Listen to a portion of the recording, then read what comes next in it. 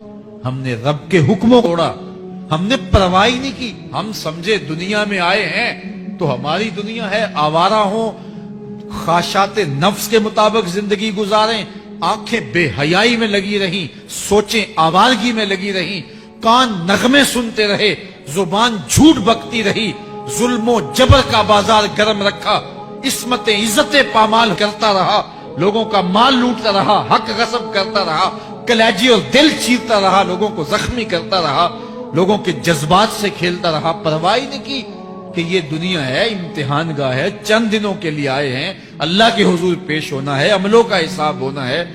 اب جب وہ دیکھیں گے کہ ہمارے ساتھ کیا ہونے والا ہے تو ان کے چہرے پہلے بگڑ جائیں گے. کیوں؟ وہ گمان کریں گے کہ ان کی ریڑھ کی ہڈی توڑ دی جائے گی.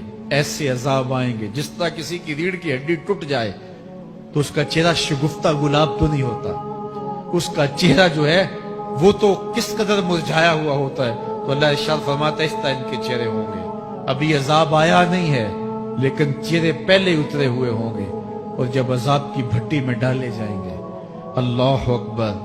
اور وہ سخت عذاب، حضور نے جبریل امین سے پوچھا مجھے جہنم کے عذابوں کا ذکر سناؤ. عرض کی حضور سب سے ہلکے عذاب کی کہانی سناتا ہوں، اور وہ یہ کہ جہنمی کے پاؤں میں آگ کا جوتا رکھا جائے گا، باقی پورا بدن اس کا سلامت ہوگا. اب پاؤں میں آگ کا جوتا ہوگا، حدت، گرمی، شدت اتنی ہوگی کہ دماغ پگھل کے ناک اور کانوں کے راستے سے باہر آ جائے گا. پاؤں میں رکھے ہوئے جوتے کی گرمی دماغ کو ایسے چڑھے گی کہ وہ پگھل جائے گا اور ناک اور کانوں کے راستے سے باہر آ جائے گا.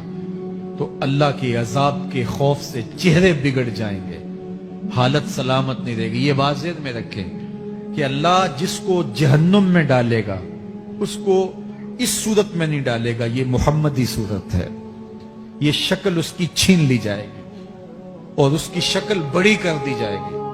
اس کا ایک ایک دانت احد پہاڑ جتنا ہوگا. احد پہاڑ کا پھیلاؤ 15 کلومیٹر پہ ہے. 15 کلومیٹر کا ایک دانت اور 32 دانت کتنے ہوں گے تو منہ کتنا بڑا ہوگا. اس کو اتنا بڑا اس لیے کیا جائے گا تاکہ وہ عذاب کی تکلیف زیادہ سہے. 70 گز موٹی کھال ہوگی اور کھال جل جائے گی تو اللہ قرآن میں فرماتا ہے ہم نئی کھال دے دیں گے تاکہ عذاب کی تکلیف اس کو گوارا کرنی پڑے. پھر چیخے گا، چلائے گا، ہائے مجھے پانی دو، پانی دو، پیاس کی شدت ہے. 70 سال تک تو اس کی کوئی آواز ہی نہیں سنے گا. 70 سال کے بعد داروغہ جہنم چیخ کر کہے گا کیا مانگتا ہے؟ وہ بولے گا مجھے پانی چاہیے. کہا جائے گا تمہیں بھی ملتا ہے پانی. پھر داروغہ جہنم کوکا کولا کی بوتل دے گا یا پیپسی تھما دے گا یا منرل واٹر کی بوتل دے گا؟ نہیں، قرآن بتاتا ہے اسے مائے حمیم دیا جائے گا، کھولتا ہوا پانی. اور وہ اتنا گرم ہوگا جب پینے کے لیے چہرے کے قریب کرے گا اس سے اٹھتی ہوئی بھاپ کی وجہ سے چہرے کی کھال ادڑ کے اس کے اندر گر پڑے گی، لیکن اس کے باوجود اس کو پینا پڑے گا. اللہ فرماتا ہے یہ دنیا ہی سب کچھ نہیں ہے، سمجھ لیا یہی سب کچھ ہے، آخرت کو بھول گئے. صبح اٹھے کام پہ چلے گئے، شام آئے آبادگی میں چلے گئے، صدائیں آتی رہی حی علی الصلاح حی علی الفلاح، کوئی پرواہ نہیں کی. نہ پیشانیوں نے سجدے کیے، نہ سوچوں میں پاکیزگی آئی.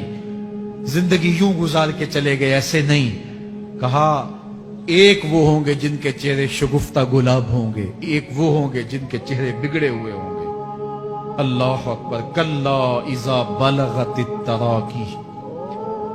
یہ تو قیامت کا منظر ہے نا، قیامت سے قبل بھی ایک منظر ہے. اللہ اس منظر کو بھی بیان کر رہے ہیں. کلا اذا، جب جان گلے کو پہنچ جائے گی. اے انسان تیرے اوپر وہ گھڑی بھی آنے والی ہے، وہ وقت بھی آنے والا ہے جب سانس اس ہنسلی میں اٹک جائے گا، جب سینے سے بھی سانس اوپر چلی گئی.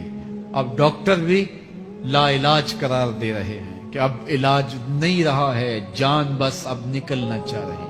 اور کہا جائے گا کوئی جھاڑ پھونک والا بلاؤ. اب ڈاکٹروں نے تو جواب دے دیا، اب سانس اٹک گئی گلے میں، چند لمحوں کی مہمان ہے. اب ڈاکٹروں نے کہا اب ہماری جانب سے لا علاج ہو گیا، اب لے جاؤ اس کو گھر یا وینٹیلیٹر پہ ڈال دیتے ہیں اس کو، بس اب ہماری جانب سے کوئی اس کا علاج نہیں ہے. اب گھر والے روتے ہیں, کہتے ہیں کوئی جھاڑ پھونک والا لاؤ, کوئی دم والا لاؤ, شاید وہ کوئی دم کرے تو اس کی جان میں جان آ جائے. ڈاکٹروں نے تو لا علاج قرار دے دیا. وَظَنَّ عَنَّهُ الْفِرَاقِ, اللہ فرماتا ہے یہ تو جھاڑ پھونک والے کو ڈھونڈ رہے ہیں, لیکن جس کی سانس یہاں اٹکی ہے وہ سمجھ گیا ہے اب موت آ گئی ہے. اس کو یقین ہو گیا ہے کہ اب موت کے لمحے آ گئے ہیں. اب آنکھیں تاڑے لگی ہوئی ہیں. وَالْتَفَّتِ السَّاقُ بِالسَّاقِ, پنڈلی پہ پنڈلی چڑھ رہی ہے. جب موت آ جاتی ہے تو پھر پنڈلی سے پنڈلی لپٹ جاتی ہے. اس کو پھر جدا کرتے ہیں اور جدا کر کے دونوں انگوٹھے باندھ دیتے ہیں تاکہ پنڈلی کے اوپر پنڈلی نہ چڑھے. اللہ وہ منظر بیان کرتا ہے, صاحب یہ وقت آنے والا ہے جب دونوں انگوٹھے باندھ دیے جائیں گے, جب ناک میں روئی ٹھونس دی جائے گی, جب چٹے لباس میں کفن دیا جائے گا, جب غسال کے سامنے بے بس پڑے ہوں گے.